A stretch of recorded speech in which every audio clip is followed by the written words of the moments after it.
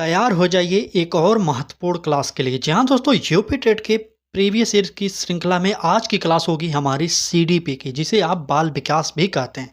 तो चलिए देखते हैं आज की इस क्लास में हम यूपी टेट 2018 में जितने भी बाल विकास के प्रश्न पूछे गए थे उनको आज हम देखने वाले हैं। तो चलिए, निवेदन बस इतना करेंगे, आप लोग हमारे साथ जुड़ना चाहते हैं तो जुड़ जाइए। करना सिर्फ चैनल को सब्सक्राइब है और बेल आइकन को ऑन करना है। बाकी डेली सुबह 10 बजे हमारे चैनल पर आपको यूपी टेट की फ्री प्रैक्टिस बैच मिल रही है। ठीक है, जब तक आप लोग पढ़ाई करेंगे तब तक आप लोगों को फ्री प्रैक्टिस बैच उपलब्ध कराया जाएगा। जिस दिन आप लोगों ने मना कर दिया उस दिन आपको फ्री प्रैक्टिस बैच बंद कर दी जाएगी, क्योंकि फ्री प्रैक्टिस बैच प्रोवाइड करने के लिए काफ़ी ज़्यादा मेहनत लगता है। मान लीजिए ये तो प्रीवियस ईयर है, लेकिन अभी मैं जो और टॉपिक वाइज प्रैक्टिस सेट कराऊंगा और हर एक चैप्टर को थ्योरिकल पढ़ाऊंगा उसमें बहुत मेहनत लगेगा। इसलिए निवेदन बस इतना करेंगे कि आप लोग अभी से पढ़ाई करते रहिए। फॉर्म कब भरा जाएगा इसका हमें कोई मतलब नहीं। आपका एग्ज़ाम डेट सेट हो चुका है, 29 जनवरी को आपको पेपर देने जाना है, बस आप ये याद करिएगा। ठीक है, चलिए पूरी क्लास को जरूर देखिएगा। और पहला प्रश्न पर आते हैं। क्या कह रहा है? कह रहा है कि निम्न में से कौन सा अच्छे शिक्षक की विशेषता नहीं है। ए ऑप्शन कर रहा है जनतांत्रिक, बी ऑप्शन कर रहा है सहानुभूतिपूर्ण, और सी ऑप्शन कर रहा है स्वेच्छाचारी, और डी ऑप्शन कर रहा है वांछनीय सूचनाएं देने वाला। तो यहाँ पर देखिए, बाल विकास में मैंने सीडीपी जैसे पेपर में मैंने जब सीटेट का पेपर दिया 30 में 30 नंबर पाया था। मैं अपनी मार्कशीट दिखाऊंगा जिस दिन आप कह देंगे। ठीक है, तो चलिए, इसलिए आप सीडीपी को ध्यान से पढ़िएगा, यहाँ पर पूरा नंबर दिला सकते हैं। चलिए, जनतांत्रिक करा। जनतांत्रिक मतलब पूरे समाज का इस पे जोर होता है। सहानुभूतिपूर्ण शिक्षा देंगे, बिल्कुल एक शिक्षक का यह दायित्व होता है कि अपने जो छात्र हैं उनको सहानुभूतिपूर्ण पढ़ाना चाहिए। ठीक है, उनसे थोड़ी सहानुभूति रखनी चाहिए। लेकिन यहाँ पर एक स्वेच्छाचारी शब्द दे दिया गया है, यही हमारा गलत हो जाएगा। स्वेच्छाचारी मतलब जब हमारी मर्जी करेगी तब हम पढ़ाएंगे, जब हमारी मर्जी करेगी नहीं पढ़ाएंगे, ऐसा बिल्कुल नहीं होता। तो यहाँ पर हमारा यही एक अच्छे शिक्षक की विशेषता नहीं होगी। तो इस प्रश्न का उत्तर हमारा जो होगा सी ऑप्शन सही हो जाएगा। ठीक है, चले आगे बढ़ेंगे, अगला प्रश्न देखेंगे। देखिए, ये प्रश्न पूछा जा रहा है कि अभिप्रेरणा का प्रत्याशा सिद्धांत किसके द्वारा दिया गया था। ए ऑप्शन कह रहा है अब्राहम मास्लो के द्वारा, बी ऑप्शन कह रहा है पियाजे के द्वारा, सी ऑप्शन कह रहा है विक्टर ब्रूम के द्वारा, और डी ऑप्शन कह रहा है इनमें से कोई नहीं। चलिए, आज की इस क्लास में 2018 के जितने भी प्रश्न सीडीपी के पूछे गए थे पेपर में हम आपको प्रोवाइड कर रहे हैं। तो पूरी क्लास जरूर देखिए। और बात करेंगे अभिप्रेरणा का प्रत्याशा सिद्धांत किसने दिया था। वो थे हमारे विक्टर ब्रूम। जी हाँ दोस्तों, विक्टर ब्रूम के द्वारा प्रत्याशा सिद्धांत दिया गया था, इतना याद करिएगा। अगर बात करें पियाजे के, तो पियाजे के एक सिद्धांत दिए थे। कौन सा सिद्धांत था? तो पियाजे ने संज्ञानात्मक विकास का सिद्धांत दिया था, और पियाजे ने इसमें 4 अवस्थाओं का वर्णन भी किया था। पूर्व संक्रियात्मक अवस्था, संवेदीगामक अवस्था, पहली अवस्था थी इनकी संवेदीगामक अवस्था। 1 मिनट, चलिए पियाजे को नोट करिए। पहली अवस्था थी क्या? संवेदीगामक। ठीक है, संवेदीगामक अवस्था थी। तो इसकी अवस्था जो थी जन्म से लेकर 2 वर्ष की थी, इतना याद करिए। और दूसरी अवस्था थी पूर्व संक्रियात्मक अवस्था। ठीक है, पियाजे की दूसरी अवस्था थी, यहाँ से प्रश्न बनते हैं, याद करिएगा। पियाजे की दूसरी अवस्था थी पूर्व संक्रियात्मक अवस्था, जो 2 वर्ष से लेकर 7 वर्ष तक चलती थी। और तीसरी अवस्था थी पियाजे की मूर्त संक्रियात्मक अवस्था। ठीक है, मूर्त संक्रियात्मक अवस्था की जो उम्र थी वो थी 7 वर्ष से 11 वर्ष तक की, ये याद करिएगा। और चौथी और आखिरी अवस्था थी इनकी, जो इन्होंने सिद्धांत दिया था, औपचारिक संक्रियात्मक अवस्था, जिसकी उम्र 11 वर्ष से ऊपर थी। ठीक है, तो यहाँ पर पियाजे के बारे में जरूर जानते रहिएगा। अभी हम आपको आगे दिखाएंगे कि पियाजे से कितने प्रश्न आपके पेपर में पूछे गए हैं। तो यहाँ पर इस प्रश्न का उत्तर नोट कर लीजिएगा, विक्टर ब्रूम सही हो जाएंगे। ठीक, पियाजे ने संज्ञानात्मक विकास का सिद्धांत दिया था। आगे बढ़ेंगे, अगला प्रश्न देखेंगे। क्या कह रहा है? कह रहा है कि अग्रिम व्यवस्थापक प्रतिमान किस परिवार से संबंधित है। अब बताइए, अग्रिम व्यवस्थापक प्रतिमान किस परिवार से संबंधित है। ए ऑप्शन कह रहा है सामाजिक अंतःक्रिया, बी ऑप्शन कह रहा है सूचना प्रक्रियाकरण, सी ऑप्शन कह रहा है वैयक्तिकता, चलिए बताइए वैयक्तिक, और डी ऑप्शन करा है हमारा व्यवहार परिमार्जन। चलिए डी ऑप्शन हमारा करा है व्यवहार परिमार्जन। यहाँ पर जो उत्तर होने वाला है क्या होगा बताइए, जल्दी से कमेंट करिए। चलिए, क्या आपने प्रीवियस ईयर की श्रृंखला को हल किया कि नहीं किया, एक बार कमेंट करिए आप लोग तो पहले। चलिए, कितने लोग हैं जो प्रीवियस ईयर की श्रृंखला को पूरा का पूरा देख चुके हैं और याद कर चुके हैं। चलिए, बात करेंगे इस प्रश्न का, तो हो जाएगा हमारा सूचना प्रक्रियाकरण। हम प्रीवियस ईयर पर इसलिए जोर मारते हैं क्योंकि यूपी टेट 2021 का जो पेपर आया था पूरा का पूरा प्रीवियस ईयर उसमें उठाकर दे दिया गया था। अभी जब मैं 2021 का कराऊंगा और आपको दिखाऊंगा कि किस सन में सबसे ज़्यादा प्रश्न रिपीट भी किए गए हैं। ठीक है, 2021 में लगभग 120 प्रश्न ऐसे थे जो यूपी टेट की पिछली परीक्षाओं में पूछे गए थे, उन्हीं को उठाकर रख दिया गया था। ठीक है, इसलिए प्रीवियस ईयर को ज़रूर पढ़िए, लेकिन पहली बार में अगर आप 100 प्लस स्कोर करना चाहते हैं तो एक काम जरूर करिएगा, प्रीवियस ईयर अच्छे से याद करिए। ठीक है, तो यहाँ पर हमारा इस प्रश्न का उत्तर बी ऑप्शन नोट कर लीजिए, सही हो जाएगा। और आगे बढ़ेंगे। चलिए, अगला प्रश्न कह रहा है कि कौशलों के हस्तांतरण के लिए कौन सा उपयोगी होगा। तो बताइए कौशलों के हस्तांतरण के लिए कौन सा उपयोगी होगा। ए ऑप्शन कह रहा है रेखीय अभिक्रम, बी ऑप्शन कह रहा है शाखीय अभिक्रम, सी ऑप्शन कह रहा है कौशल अंतरण एक गति है ना कि उद्देश्य, और डी ऑप्शन कह रहा है तैयारी और अर्जन। चलिए, कौशलों के हस्तांतरण के लिए कौन सा उपयोगी होगा, यही आपसे पूछा जा रहा है। बताइए कौशलों के हस्तांतरण के लिए कौन सा उपयोगी होगा। बिल्कुल सही, जितने भी लोग ए ऑप्शन बता रहे हैं उनका गलत हो जाएगा, क्योंकि रेखीय अभिक्रम नहीं होगा, शाखीय अभिक्रम नहीं होगा। यहाँ पर जो हमारा उत्तर हो जाएगा कौशल अंतरण एक गति है ना कि उद्देश्य, यही हमारा सी ऑप्शन सही हो जाएगा। ठीक है, चलिए सी ऑप्शन सही करेंगे और आगे बढ़ेंगे, अगला प्रश्न देखेंगे। यहाँ पर कह रहा है कि निम्न में से कौन सा शिक्षण सूत्र नहीं है। आपको शिक्षण सूत्र के बारे में पता होना चाहिए। शिक्षण सूत्र के बारे में नहीं जानते तो कोई बात नहीं, अभी आपके पास बहुत समय है, आप हमारे साथ जुड़ रहे हैं तो हम आपको इम्पोर्टेंट जो भी होगा हम आपको सब प्रोवाइड करेंगे। ठीक है, तो चलिए क्लास को आगे बढ़ाते हैं। और प्रश्न में क्या पूछा गया था, शिक्षण सूत्र कौन सा नहीं है। ए ऑप्शन कह रहा है अनिश्चित से निश्चित की ओर, बी ऑप्शन कह रहा है दृश्य से अदृश्य की ओर, सी ऑप्शन कह रहा है सरल से कठिन की ओर, और डी ऑप्शन कह रहा है निगमन से आगमन की ओर। चलिए, बताइए कौन सा उत्तर हमारा सही होगा, शिक्षण सूत्र का कौन सा नहीं है। चलिए बताइए। बिल्कुल सही, यहाँ पर जो जितने भी लोग दे रहे हैं उत्तर, यहाँ पर हमारा ये उत्तर हो जाएगा डी ऑप्शन सही हो जाएगा। निगमन से आगमन की ओर नहीं होगा, यहाँ पर आगमन से निगमन की ओर होता है।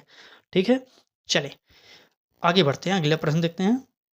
अगले प्रश्न में कहा जा रहा है कि सूक्ष्म शिक्षण चक्र का प्रथम पद होता है। अब बताइए सूक्ष्म शिक्षण चक्र का प्रथम पद कौन सा होगा। ए ऑप्शन कह रहा है शिक्षण, बी ऑप्शन कह रहा है योजना बनाना, सी ऑप्शन कह रहा है प्रतिपुष्टि, और डी ऑप्शन कह रहा है प्रस्तावना।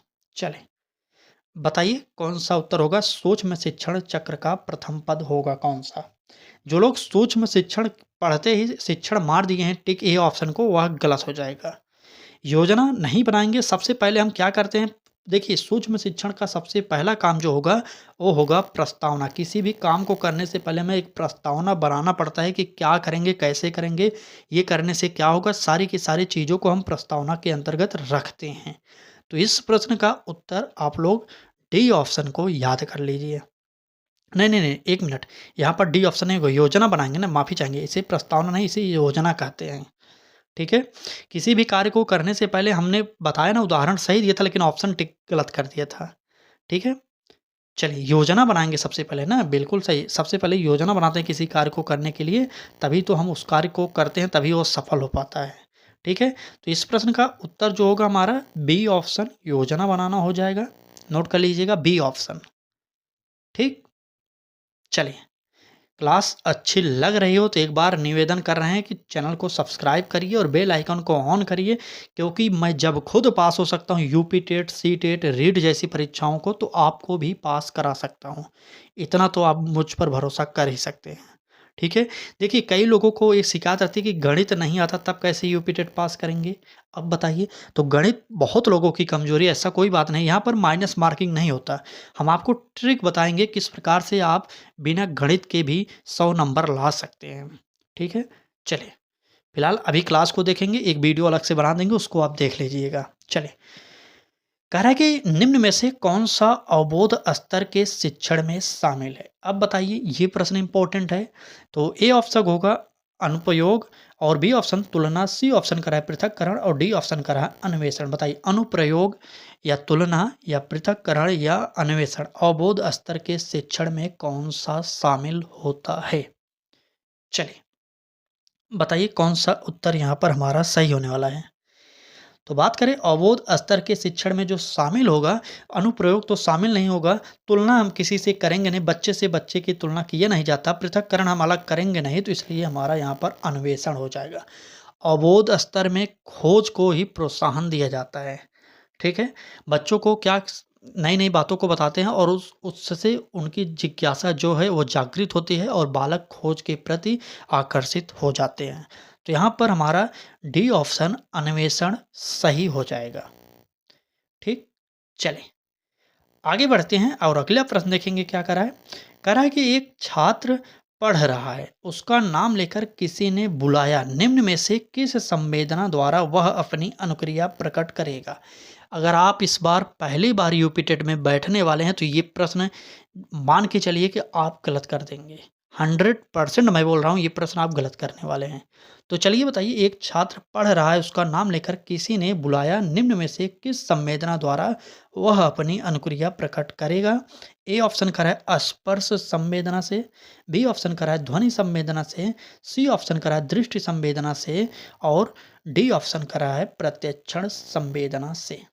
चलें, यहाँ पर वैसे तो मेरे हिसाब से जो उत्तर होना चाहिए था, वह होना चाहिए था दृष्टि संवेदना। जब आप पढ़ाई कर रहे होंगे, कोई आपको उस समय बुलाएगा, तो आप उधर देखेंगे और इशारा आँखों से कर देंगे। वो लेकिन यहाँ पर ये उत्तर आयोग ने नहीं माना था, आयोग ने ध्वनि संवेदना को ही सही माना था। वैसे तो ये भी सही होना चाहिए, क्योंकि जब कोई हमें बुलाएगा तो हमें बोल कर ही उत्तर देना है ना, तो इसलिए आयोग ने इसे सही माना था। तो जो आयोग उत्तर मानेगा वही हम भी सही मानेंगे, ठीक है? यहाँ पर बी ऑप्शन सही हो जाएगा। ठीक? तो इस प्रकार से आपको डेली मैराथन क्लासेस प्रोवाइड कराई जाएगी रैपिड फायर तरीके से, ठीक है? क्योंकि हमारा सिद्धांत है कि आपको प्रीवियस ईयर की श्रृंखला कम समय में ही रटा दिया जाए। रट लीजिए, एकदम 101% मारिए ये यहाँ पर प्रीवियस ईयर में, ठीक है? क्योंकि प्रीवियस ईयर अगर आपने रट लिया, समझ लिया कहाँ से प्रश्न बन रहे हैं, तो आपसे कोई भी प्रश्न पूछा जाएगा यूपी टेट में, आप उत्तर ज़रूर दे देंगे। ठीक है? चलिए, आगे आएँगे। देखिए, मैंने पहले ही बताया था कि पियाजे के 4 अवस्थाओं के बारे में जिसके अंतर्गत संज्ञानात्मक विकास का सिद्धांत पियाजे ने दिया था। तो चलिए, संज्ञानात्मक विकास से संबंधित ये प्रश्न आ गया और आपसे पूछा जा रहा है, पियाजे के सिद्धांत के अनुसार प्राक संक्रियात्मक अवस्था की अवधि क्या है? चलिए, बताइए, पियाजे के संज्ञानात्मक विकास में जो सिद्धांत दिया गया था प्राक संक्रियात्मक अवस्था, वह किस अवस्था के लिए है? ए ऑप्शन करा है जन्म से 2 वर्ष, बी ऑप्शन करा है 2 से 7 वर्ष, सी ऑप्शन करा है 4 से 8 वर्ष और डी ऑप्शन करा है 9 से 10 वर्ष। चलिए, बताइए कौन-सा उत्तर यहाँ पर हमारा सही हो जाएगा? मैंने बताया था ना कि प्राक संक्रियात्मक अवस्था को पूर्व संक्रियात्मक अवस्था भी कहते हैं। तो यहाँ पर पूर्व संक्रियात्मक अवस्था की जो उम्र होती है, वो होती है 2 से 7 वर्ष। अभी मैंने ऊपर बता दिया था, पहले या दूसरे प्रश्न में था। और जन्म से 2 वर्ष की अवस्था तो संवेदीगामक थी अवस्था, ठीक है? जन्म से 2 वर्ष की जो अवस्था थी, वो थी संवेदीगामक अवस्था और 2 से 7 वर्ष की जो अवस्था थी, वो थी पूर्व संक्रियात्मक अवस्था और 7 से 11 वर्ष की उम्र की वाली अवस्था जो थी, वो थी मूर्त संक्रियात्मक अवस्था और 11 से ऊपर वाली जो अवस्था थी, वो थी औपचारिक संक्रियात्मक अवस्था। तो इन चारों अवस्थाओं को आपको याद कर लेना चाहिए, क्योंकि यहाँ से प्रश्न आपके पेपर में हर बार पूछे जाते हैं। ठीक है? इस प्रश्न का उत्तर हमारा बी ऑप्शन सही हो जाएगा। ठीक? चलें, आगे बढ़ते हैं। अगला प्रश्न देखेंगे, कह रहा है कि निम्न में से कौन सी बाद की बाल्यावस्था के बौद्धिक विकास की विशेषता नहीं है? प्रश्न ध्यान से पढ़िएगा। कह रहा है कि कौन सी बाद की बाल्यावस्था के बौद्धिक विकास की विशेषता नहीं है? ए ऑप्शन कह रहा है विज्ञान की काल्पनिक कथाओं में अधिक रुचि, बी ऑप्शन कह रहा है बढ़ती हुई तार्किक शक्ति, सी ऑप्शन कह रहा है भविष्य की योजना की सूझबूझ और डी ऑप्शन कह रहा है काल्पनिक भयों का अंत। बताइए कौन सा उत्तर इसमें होगा। चलिए कौन सा उत्तर होगा बताइए बात की बाल्यावस्था के अंतर्गत। तो यहाँ पर भविष्य की योजना की सूझबूझ ऑप्शन सी में दिया गया, तो यही हमारा ऑप्शन सी सही हो जाएगा। ठीक है, ऑप्शन सी को हम सही करेंगे और आगे बढ़ेंगे क्योंकि फटाफट हमें प्रीवियस ईयर श्रृंखला को समाप्त करना है और बहुत ज़्यादा हमें पढ़ना है। याद कर लीजिए 5 सब्जेक्ट है आपके पेपर में और पाँचों सब्जेक्टों में आपको 30-30 प्रश्न आएंगे और एक भी प्रश्न गलत नहीं होना चाहिए। इतना सोच के तैयारी करिए, उसके बाद जो होगा देखा जाएगा। ठीक है, चलिए आगे बढ़ेंगे। कह रहा है कि निम्न में से इनमें से कौन मनोवैज्ञानिक भाषा विकास से संबंधित है। ए ऑप्शन कह रहा है पियाजे, बी ऑप्शन कह रहा है चॉम्स्की, सी ऑप्शन कह रहा है अब्राहम मैस्लो और डी ऑप्शन कह रहा है इनमें से कोई नहीं। चलिए बताइए भाषा विकास का सिद्धांत किसने दिया था। प्रमुख सिद्धांत और उनके जनक भी एक टॉपिक आपको पढ़ना पड़ेगा क्योंकि यहाँ से भी प्रश्न आपके पेपर में आते हैं। ठीक है, तो हर एक वो चीज़ हम आपको प्रोवाइड करेंगे जो आपकी परीक्षा के लिए उपयोगी होगा। ठीक, चलिए फिलहाल इस प्रश्न पर आएंगे। अगर बात करें भाषा विकास का सिद्धांत किसने दिया था तो वो दिए थे चॉम्स्की और जिन पियाजे ने किसका दिया था तो जिन पियाजे ने संज्ञानात्मक विकास का सिद्धांत दिया था और इस प्रश्न का उत्तर हमारा चॉम्स्की सही हो जाएंगे। चलिए अब यहाँ आते हैं थॉर्नडाइक से एक प्रश्न आ गया। तो थॉर्नडाइक ने सबसे पहले कौन सा सिद्धांत दिया आपको यह पता होना चाहिए। तो थॉर्नडाइक ने सिद्धांत दिया था क्रिया प्रसूत अनुबंधन का सिद्धांत। और थॉर्नडाइक ने किस पर प्रयोग किया था तो थॉर्नडाइक ने किस पर प्रयोग किया था बताइए बताइए। बिल्कुल सही, थॉर्नडाइक ने बिल्ली पर प्रयोग किया था।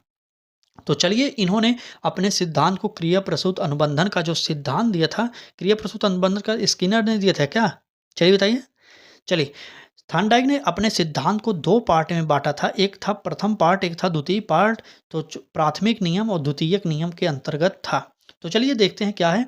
बिल्कुल सही, थॉर्नडाइक का नियम था जो हमने क्रिया प्रसूत अनुबंधन का सिद्धांत बताया ना, वो था स्किनर का सिद्धांत। माफी चाहेंगे, थोड़ी सी गलती हो गई बोलने में। क्रिया प्रसूत अनुबंधन का जो सिद्धांत है वह स्किनर के द्वारा दिया गया था। और स्किनर महोदय ने किस पर प्रयोग किया था तो स्किनर महोदय ने चूहे पर प्रयोग किया था। यह जानते रहिए क्योंकि प्रयोगों को भी पूछा जा सकता है आपके पेपर में। ठीक है, तो यहाँ पर आएंगे और थॉर्नडाइक ने अपने सिद्धांत को किस शीर्षक से सिद्ध किया था। एक रहा अधिगम के प्रयास एवं भूल से, संकेत अधिगम से, संज्ञानात्मक अधिगम से, स्थान अधिगम से। चलिए बताइए कौन सा उत्तर होगा। बिल्कुल सही, तो थॉर्नडाइक ने जो अपना सिद्धांत दिया था अधिगम के प्रयास एवं भूल का सिद्धांत, ये नाम था उनके सिद्धांत का। और थॉर्नडाइक महोदय ने बिल्ली पर प्रयोग किया था। ये सिद्धांत बहुत ही इंपॉर्टेंट है क्योंकि यहाँ से प्रश्न कई बार पूछे जा चुके हैं। बात करें यूपी टेट में और यूपी के जो टीचर भर्ती की परीक्षा होती है सुपर टेट में, वहाँ पर भी यहाँ से प्रश्न बने थे। तो याद कर लीजिएगा स्किनर का जो सिद्धांत था क्रिया प्रसूत अनुबंधन का सिद्धांत था और स्किनर ने चूहे पर प्रयोग किया था। और ये सिद्धांत अधिगम एवं भूल एवं प्रयास का सिद्धांत जो था ये था थॉर्नडाइक का। और थॉर्नडाइक ने किस पर प्रयोग किया था तो थॉर्नडाइक ने बिल्ली पर प्रयोग किया था। ठीक है, तो थॉर्नडाइक ने बिल्ली पर प्रयोग किया था। तो इस प्रश्न का आप लोग उत्तर ए मारिएगा। और ध्यान दीजिएगा क्रिया प्रसूत अनुबंधन का सिद्धांत स्किनर ने दिया था। प्रयास एवं भूल का सिद्धांत या त्रुटि का सिद्धांत कहे तो वह दिए थे थॉर्नडाइक महोदय ने। ठीक है, और थॉर्नडाइक महोदय ने जो सिद्धांत दिया उसमें प्राथमिक नियम और द्वितीयक नियम, जिसे प्राथमिक नियम और गौण नियम कहते हैं। प्राथमिक नियम में 3 सिद्धांत थे, 3 चैप्टर था मतलब, और गौण नियम में 5 पॉइंट थे। अभी हम जब थॉर्नडाइक स्किनर सबको पढ़ाएंगे तो वहाँ पर आगे हम आपको बताएंगे क्योंकि हमें सभी मनोवैज्ञानिकों के बारे में पढ़ना पड़ेगा। जैसे पियाजे, पावलोव, स्किनर, थॉर्नडाइक, जो वाटसन हैं, ये सारे के सारे आपके लिए उपयोगी होते हैं। यहाँ से प्रश्न हर बार आया है। ठीक है, चलिए आगे आएंगे और अगला प्रश्न देखेंगे। कह रहा है कि गिरोह अवस्था किस आयु वर्ग एवं विलंब विकास से संबंधित है। अब ये प्रश्न बताइए। ये प्रश्न तो लगभग सब लोग गलत कर देंगे चलिए समय लीजिए और उत्तर बताइए इसका, देखते हैं कितने लोग उत्तर सही बताते हैं। ए ऑप्शन कह रहा है 3 से 6 वर्ष एवं भाषा, बी ऑप्शन कह रहा है 8 से 10 वर्ष एवं समाजीकरण और सी ऑप्शन कह रहा है 16 से 19 वर्ष एवं नैतिकता और डी ऑप्शन कह रहा है 16 से 19 वर्ष एवं संज्ञानात्मक। चलें, गिरोह अवस्था किस आयु वर्ग एवं विलंब विकास से संबंधित है? चलिए बताइए। अब देखते हैं कितने लोग उत्तर देते हैं इसका। चलिए कमेंट करते रहिए आप लोग। क्लास तो उपयोगी है ना, तभी तो आपसे पूछा जा रहा है, या प्रश्न का उत्तर बताइए। चलिए, बिल्कुल सही। जितने भी लोगों ने 8 से 10 वर्ष एवं समाजीकरण का उत्तर दे भी दिया है, उनका यहाँ पर सही हो जाएगा। अगर आपने इस प्रश्न का उत्तर सही किया तो आपकी तैयारी अच्छी दिशा में जा रही, बस आपको थोड़ा और मेहनत करनी पड़ेगी। ठीक है, चलिए आगे आएँगे और अगला प्रश्न देखेंगे। देखिए यूपी टेट के सीडीपी पार्ट में हम 30 प्रश्न लेकर आए हैं, क्योंकि सीडीपी में 2018 में 30 प्रश्न आए हैं और हर बार 30-30 प्रश्न हर सब्जेक्ट से आते हैं। तो इससे पहले हमने पर्यावरण पढ़ लिया, 2018 में कितने प्रश्न आए हैं, हिंदी को देख लिया हमने कितने प्रश्न आए हैं, आज हम सीडीपी को देख रहे हैं। आने वाले दिनों में हम संस्कृत को भी कराएँगे। सभी ईयर में जितने भी प्रश्न पूछे गए हैं बारी-बारी से सब हम प्रोवाइड करेंगे।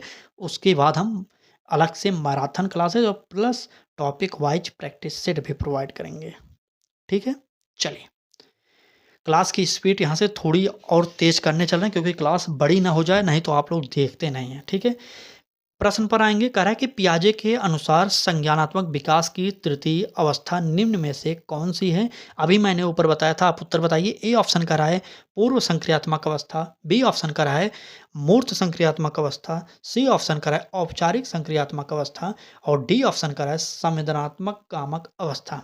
तो सभी की उम्र पहले नोट कर लीजिए। जन्म से 2 वर्ष या हो जाएगा, औपचारिक 11 वर्ष से ऊपर होगा। ठीक है, 11 वर्ष से ऊपर।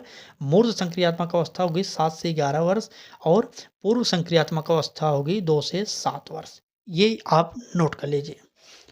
ठीक है, तो यहाँ पर दूसरी अवस्था के बारे में पूछा गया था, तीसरी अवस्था के बारे में पूछा गया।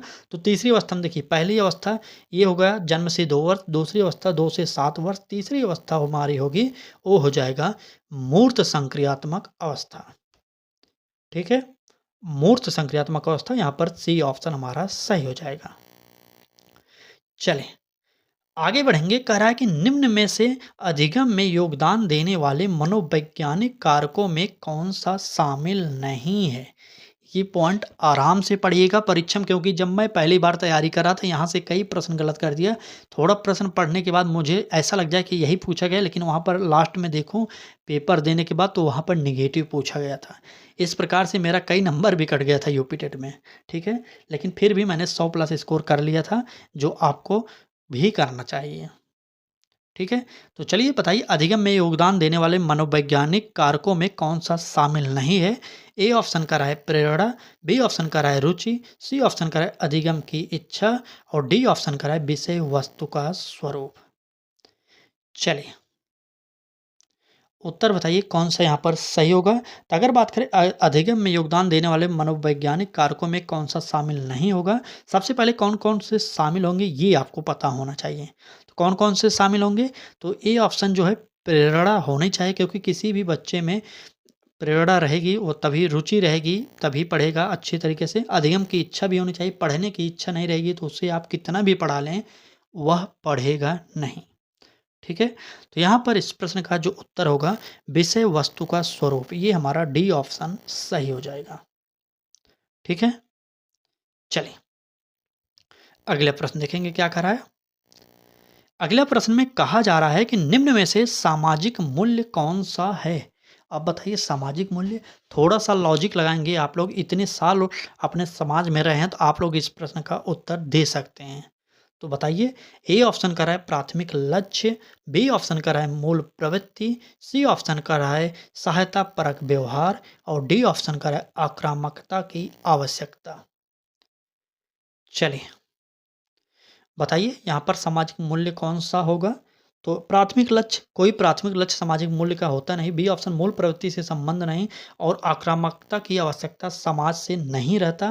तो यहाँ पर हमारा जो होगा सहायता परक व्यवहार ही सामाजिक मूल्य का अंग माना जाता है, क्योंकि समाज में रहेंगे तो सहयोग तो करना पड़ेगा। ठीक है, आप किसी का सहयोग करेंगे तो कोई आपका भी सहयोग करेगा, सहायता करेगा। तो यहाँ पर इस प्रश्न का उत्तर जो होगा सी ऑप्शन सही हो जाएगा। ठीक, चलें आगे। चलिए अगला प्रश्न देखेंगे क्या कह रहा है। कह रहा है कि सीखने के वक्र, देखिए बहुत ही इंपॉर्टेंट प्रश्न है। कह रहा है कि सीखने के वक्र अभ्यास द्वारा सीखने की मात्रा, गति और प्रगति की सीमा को ग्राफ पर प्रदर्शित करते हैं। यह किसने कहा है? ये प्रश्न यूपी टेट का विवादित हो गया था।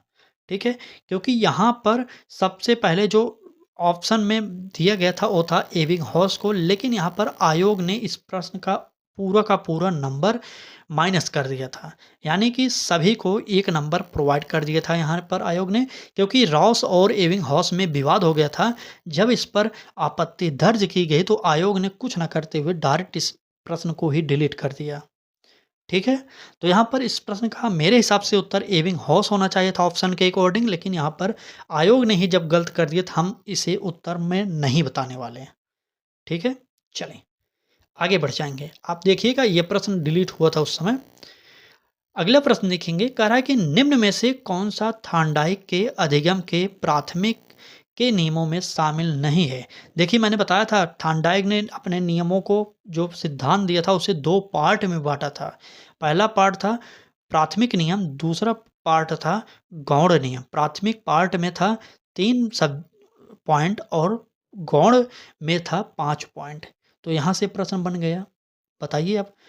चलिए प्राथमिक नियमों में कौन सा शामिल नहीं है? ए ऑप्शन करा है अभ्यास का नियम, बी ऑप्शन करा है प्रभाव का नियम, सी ऑप्शन करा है तत्परता का नियम और सी ऑप्शन, माफ़ी चाहेंगे थोड़ा सा जल्दी जल्दी के चक्कर में उल्टा सीधा हो जाता है। ठीक है, तो मैंने जो जो बताया, ए अभ्यास का नियम और बी प्रभाव का नियम और डी तत्परता का नियम, ये है प्राथमिक नियम थार्नडाइक के। 3 थे, तीनों यही हैं।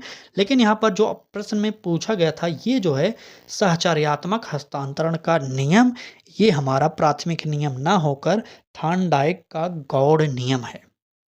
ठीक है, ये थार्नडाइक का गौड़ नियम था, इसलिए हमारा यही उत्तर सी ऑप्शन सही हो जाएगा। और प्राथमिक नियमों को भी याद कर लीजिए, अभ्यास का नियम था एक, प्रभाव का नियम था दूसरा और तीसरा था तत्परता का नियम। ठीक, तो यहाँ से प्रश्न आएंगे। अभी आप लोग शायद देखे नहीं है प्रीवियस ईयर, जिस दिन आप प्रीवियस ईयर देख लेंगे ना, आपको अच्छे तरीके से समझ आएगा कि हमें क्या पढ़ना है और क्या छोड़ना है। ठीक है, चलिए फिलहाल आगे बढ़ेंगे और अगला प्रश्न देखेंगे। कह रहा है कि अनुकूलित अनुक्रिया सिद्धांत किसके अनुकूलन पर बल देता है? अब बताइए, अनुकूलित अनुक्रिया सिद्धांत किसके अनुकूलन पर बल देगा? व्यवहार के, चिंतन के, तर्क के, अभिप्रेरणा के? ए बी सी डी में उत्तर जल्दी से बताइए। चलिए अगर बात करें इस प्रश्न के उत्तर की, तो अनुकूलित अनुक्रिया सिद्धांत किसके अनुकूलन पर बल देगा? तो वो होगा व्यवहार के अनुकूलन पर बल देता है। यहाँ पर हमारा ए ऑप्शन सही हो जाएगा। ठीक है, ए ऑप्शन सही करेंगे इस प्रश्न का। और एक निवेदन करेंगे कि चैनल को सब्सक्राइब कर लीजिए और वीडियो को एक बार लाइक जरूर कर दीजिए। इस क्लास को लाइक करिए और अपने मित्रों तक शेयर करिए यार। इतनी मेहनत आपके लिए की जा रही है, लगातार ये आधे घंटे 1 घंटे जितनी भी क्लासेस होती हैं लगातार बोला जाता है यहाँ पर। ठीक है, हर एक पॉइंट बताया जा रहा है, वो भी फ्री प्रैक्टिस बैच के अंतर्गत। तो आपका भी दायित्व तो बनता है कि आप हमारे साथ जुड़ रहे हैं तो आप भी थोड़ा सा। प्रश्न में कहा जा रहा है कि निम्न में से कौन सी अधिगम की एक विशेषता नहीं है? यहाँ पर अधिगम की विशेषता कौन सा नहीं होगा ये पूछा जा रहा है। ए ऑप्शन कर रहा है अधिगम व्यवहार में अपेक्षाकृत अस्थायी परिवर्तन है, बी ऑप्शन का रहा है अधिगम प्राणी की अभिवृद्धि है और सी ऑप्शन का रहा है अधिगम का अवलोकन प्रत्यक्ष रूप में किया जा सकता है और डी ऑप्शन का रहा है अधिगम एक लक्ष्योन्मुखी प्रक्रिया है। अब बताइए यहाँ पर अधिगम की विशेषता कौन सा नहीं होगा? तो ये प्रश्न बहुत ही इंपॉर्टेंट है। चलिए सबसे पहले जानिए कि अधिगम की विशेषता क्या क्या होती है। यहाँ पर अगर बात करें डी ऑप्शन से, तो डी ऑप्शन में दिया गया है कि अधिगम एक लक्ष्योन्मुखी प्रक्रिया। बिल्कुल, जब किसी भी अधिगम को कराया जाता है तो उसका एक लक्ष्य होता है जहाँ पर हम पहुँचकर लक्ष्य को प्राप्ति कर लेते हैं। तो ये जो है अधिगम की विशेषता है। अगर बात करेंगे सी ऑप्शन की, तो अधिगम का अवलोकन प्रत्यक्ष रूप से किया जा सकता है। तो बिल्कुल सही, प्रत्यक्ष रूप से अवलोकन किया जा सकता है, क्योंकि यह हम देख सकते हैं कि बालक कितना सीखा, कितना नहीं सीखा। ठीक है, तो यह भी हमारा अधिगम की विशेषता के अंतर्गत आएगा। बी ऑप्शन करें, अधिगम प्राणी की अभिवृद्धि है। तो बिल्कुल नहीं, अभिवृद्धि नहीं होगा, यहाँ पर यही ऑप्शन गलत हो जाएगा। और बात करें ए ऑप्शन की, तो अधिगम व्यवहार में अपेक्षाकृत अस्थायी परिवर्तन है। तो ये भी हमारा सही हो जाएगा। तो ए सी डी ये ऑप्शन सही थे, लेकिन हमें यह नहीं उत्तर मारना पड़ेगा, क्योंकि यहाँ पर गलत आंसर चुनना है, क्योंकि विशेषता जो नहीं होगा वही उत्तर हमारा हो जाएगा। तो बात करेंगे इस प्रश्न की उत्तर की, तो हमारा यही बी ऑप्शन सही हो जाएगा, क्योंकि हमें यहाँ पर निगेटिव चुनना था। ठीक, चलिए आगे बढ़ते हैं। अगला प्रश्न देखेंगे, कह रहा है कि कोहलर यह सिद्ध करना चाहता था कि सीखना। कोहलर ने किस पर प्रयोग किया था? आपको पता होना चाहिए, अंतर्दृष्टि का सिद्धांत कोहलर के द्वारा दिया गया था और कोहलर ने वन मानुष पर प्रयोग किया था। अगर आपसे पूछा जाए कि वह वन मानुष का नाम क्या था, तो कोहलर के वन मानुष का नाम था सुल्तान। वन मानुष एक प्रकार से बंदर कह सकते हैं आप, ठीक है, लेकिन वन मानुष है पेपर में। तो याद करिएगा, तो अंतर्दृष्टि का सिद्धांत पूछा जाए किसने दिया, तो कोहलर ने किस पर प्रयोग किया था? तो चिंपैंजी कहिए या वन मानुष कहिए, ठीक है। तो यहाँ पर इसका नाम अगर पूछा जाए तो सुल्तान नाम था। प्रश्न आया है, अभी हम आपको और आगे चलेंगे, 15, 16, 11 ये सब पेपरों को दिखाएंगे ना, तो आपको वहाँ पर प्रश्न मिलेंगे। चलिए आते हैं अपने प्रश्न पर। कह रहा है कि कोहलर यह सिद्ध करना चाहता था कि सीखना, ए ऑप्शन कह रहा है स्वायत्त यादृच्छिक क्रिया है, बी ऑप्शन कह रहा है संज्ञानात्मक संकार्य है, सी ऑप्शन कह रहा है एक ऐसी स्थिति है जिसमें व्यक्ति पशु से श्रेष्ठ है, और डी ऑप्शन कह रहा है परिस्थिति के विभिन्न अंगों का प्रत्यक्षीकरण है। अब बताइए यह प्रश्न कौन सा होगा? तो कोहलर क्या सिद्ध करना चाहता था? तो बिल्कुल सही, संज्ञानात्मक संकार्य है। ठीक है, तो संज्ञानात्मक संकार्य है, यही सिद्ध करना चाहता था कोहलर। इस प्रश्न का उत्तर हमारा बी ऑप्शन सही हो जाएगा। ठीक, चलिए अगला प्रश्न देखते हैं। अगले प्रश्न की बात की जाए तो कह रहा है कि किसी भी नई भाषा को सीखने के लिए कहाँ से प्रारंभ किया जाना चाहिए? अब इसको बताइए, बहुत ही इंपॉर्टेंट प्रश्न है, तो जल्दी से बता दीजिए, किसी भी नई भाषा को सीखने के लिए कहाँ से प्रारंभ करना चाहिए? ए ऑप्शन कर रहा है वाक्य के निर्माण से, बी ऑप्शन कर रहा है शब्दों के निर्माण से, सी ऑप्शन कर रहा है अक्षरों व शब्दों के मध्य साहचर्य से, और डी ऑप्शन इनमें से कोई नहीं। अब बताइए कौन सा उत्तर होगा? यहाँ पर जितने भी लोग कह रहे हैं कि वाक्यों के निर्माण से, शब्दों के निर्माण से, ये लोग गलत बोल रहे हैं। सबसे पहले अगर हम किसी भी भाषा को सीखेंगे तो अक्षरों व शब्दों के मध्य साहचर्य बैठाएंगे, क्योंकि यहाँ पर तालमेल अगर गड़बड़ हो जाएगी तो हम वह भाषा सीख नहीं सकते। ठीक है, तो इस प्रश्न का उत्तर हमारा जो निकलेगा वो निकल जाएगा सी ऑप्शन। चले, सी ऑप्शन नोट कर लीजिएगा। क्लास को लाइक कर दीजिए एक बार। आप जिस भी ग्रुप में जुड़े, चाहे व्हाट्सएप, चाहे फेसबुक, चाहे ट्विटर, जहाँ पर भी हों, जिस ग्रुप में हो टीचिंग एग्जाम से रिलेटेड, वहाँ पर इस क्लास को एक बार शेयर जरूर कर दीजिए। हाथ जोड़ के निवेदन करेंगे, क्योंकि शेयर से, आपके एक शेयर से यह क्लास कई लोगों तक पहुँच जाएगी, और कई लोग ऐसे होंगे जिनके पास प्रीवियस ईयर का बुक नहीं होगा, वो लोग फ्री में हमारे फ्री प्रैक्टिस बैच की जो एक्सेस है वो पा सकते हैं। सिर्फ चैनल को सब्सक्राइब कर लेंगे, लाइफ टाइम के लिए यहाँ पर मिलेगा आपको फ्री क्लासेज। ठीक है, चलिए देखिए, यहाँ से एक प्रश्न आया है समावेशी कक्षा से, तो चलिए देखते हैं। कह रहा है कि समावेशी कक्षा में किस प्रकार के छात्र शामिल होते हैं? यहाँ पर आप गलती मत करिएगा, थोड़ा सा भी अगर दिमाग इधर उधर हुआ तो ये प्रश्न आप गलत कर देंगे। अगर आप थोड़ा सा भी ध्यान देंगे तो बिना पढ़े हुए भी इस प्रश्न को आप सही कर सकते हैं। तो देखते हैं कक्षा में किस प्रकार के बालक आएंगे समावेशी कक्षा में। ए ऑप्शन करा है सामान्य और विशिष्ट छात्र, बी ऑप्शन करा है केवल सामान्य छात्र, और सी ऑप्शन केवल विशिष्ट छात्र, डी ऑप्शन इनमें से कोई नहीं। चलिए बताइए कौन-सा उत्तर यहाँ पर हमारा सही होगा? तो यहाँ पर उत्तर जो होगा केवल विशिष्ट छात्र ही आएँगे क नहीं, ये गलत हो जाएगा, माफ़ी चाहेंगे हम आपसे। यहाँ पर सामान्य और विशिष्ट छात्र दोनों होंगे। समावेशी शिक्षा कभी यह नहीं कहती कि केवल विशिष्ट विद्यार्थी को ही पढ़ाया जाएगा। समावेशी कक्षा में चाहे आप देख ना पाते हो, चाहे आप सुन ना पाते हो, चाहे आप किसी भी शारीरिक अपंगता से ग्रस्त हों, लेकिन आप एक ही क्लास में बैठेंगे और आपके लिए एक ही टीचर पढ़ाएगा। ठीक है? तो यहाँ पर जितने भी लोग मेरी तरह पहली बार में सी ऑप्शन को टिक कर दिए, उनका गलत हो जाएगा और इस प्रश्न का उत्तर होगा सामान्य और विशिष्ट दोनों छात्र समावेशी कक्षा में शामिल होते हैं। ठीक है? चलिए, अगले प्रश्न। अगले प्रश्न में कहा जा रहा है कि अधोलिखित में गणित संबंधी अधिगम अक्षमता को कौन-सा पद परिभाषित करेगा? देखिए, गणित संबंधी एक अक्षमता होती है, डिसकैलकुलिया कहा जाता है। उसी का हिंदी रूप यहाँ पर रख दिए गए ऑप्शन में। आप उत्तर बताइए, क्या पठन दोष होगा? पठन दोष को क्या कहते हैं? जल्दी से बताइए। बी ऑप्शन कह रहा है गणना दोष, सी ऑप्शन कह रहा है नीरसता संबंधी दोष और डी ऑप्शन इनमें से कोई नहीं। तो डील जो कह रहा है कि डिसकैलकुलिया कहते हैं ना, बिल्कुल सही। यहाँ पर हमारा गणना दोष हो जाएगा। डिसकैलकुलिया जो होता है ना गणित संबंधी विकार, उसी को हम गणना दोष कहते हैं। ठीक है? तो यहाँ पर हमारा बी ऑप्शन सही हो जाएगा। ठीक? चलिए, अगला प्रश्न देखेंगे। तो प्रश्न में कहा जा रहा है कि समावेशीकरण की सफलता के लिए आवश्यक है।